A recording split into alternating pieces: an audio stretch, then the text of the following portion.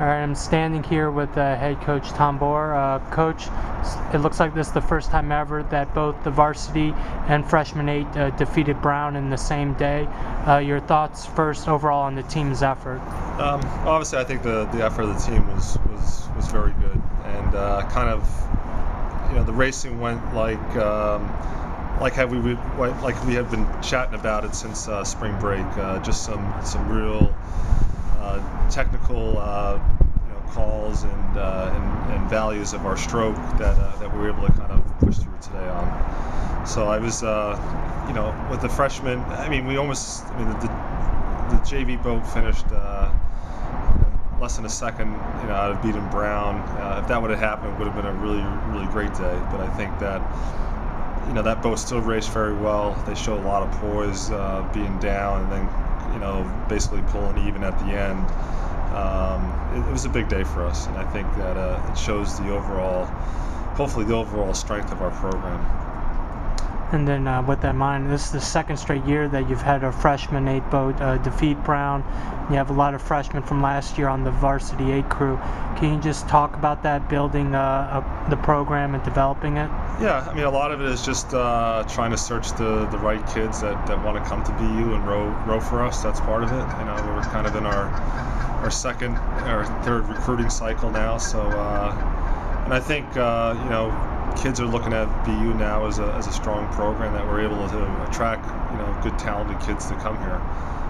But I think a lot of it, along with that, is the coaching staff teaching these guys how to row well, how to row hard, and I think now we're starting to see the benefits of that. We're a young team. We've got a good freshman squad. The varsity boat has 5 sophomores in it. It's one senior in the varsity boat. It's we're young, and I wasn't sure how that being a young team was going to pay out today. Rather inexperience, if that was going to hurt or help us. Well, then speaking of inexperience, you lost a lot of great seniors last year, and Mindert and Harrison, and a few others. Can you talk about Sebastian kind of taking over this year's team? Yeah, well, he really needed to, and I think that Harrison Macris, he was like a silent captain last year, but he was a true leader, and I felt like this year in the fall and even the winter, even with Sebastian, I thought he was doing a good job, but we talked to him saying that he needed to do a better job of just be able to be a person the kids look up to, not be afraid to call people out, because as young as we were, there's a lot of being young and a lot of good things from that.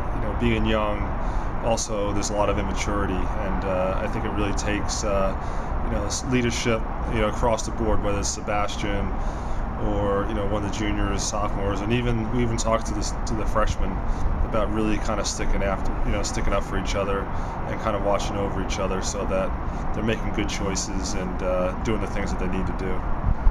And during your acceptance speech of the trophy, you mentioned how you wanted to emulate the Brown program. What did you mean by that, and what do you want to take away from that? Well, Brown is a program that's every year they're competitive. They've won national championships. If they're not winning, they're pretty darn close to it. And but also, I just know a lot of the kids. I just think of things like when the Brown kids walk into the boathouse, they come up to me and say, "Coach, how you doing? Thank you for having us here." I just think just across the board, besides their rowing, I just think the character of the guys in that program is really strong. And I got something in the mail the other day about something that Brown does for breast cancer. They raise money. They've raised over $500,000. It's just something that they do. They don't do it to try to just because they need good publicity for their program. They just do it because it's just a good thing to do. And I know Coach Cook, Paul Cook, and like I said, I know a lot of the kids that have rowed out of that program that are just really top-notch kids. All right, so you have a big day today, but next week a huge rivalry race against Northeastern. How do you make sure the guys don't focus too much on today and get ready for Northeastern? We've given them one day to kind of relish in what they've done. We practice tomorrow, so we're ready to start work again tomorrow, and I said the win, what we've done today doesn't really mean anything next week. And then with that in mind too, last year was kind of hit and miss during the dual season, but it seemed to all come together at IRAs. How important is it to have a good dual season? It's important. I mean, we've been lucky, at IRAs that, like last year, we were kind of up and down throughout the season, just kind of figuring different things out. But I think the biggest thing about the dual season is that you get ranked at the IRA or Eastern Sprints, so you get good heats and things like that. So if we have a good dual season, that kind of sets us up for a better chance of making it into the final at each of those races. All right, thanks, Coach. Yeah, thank you.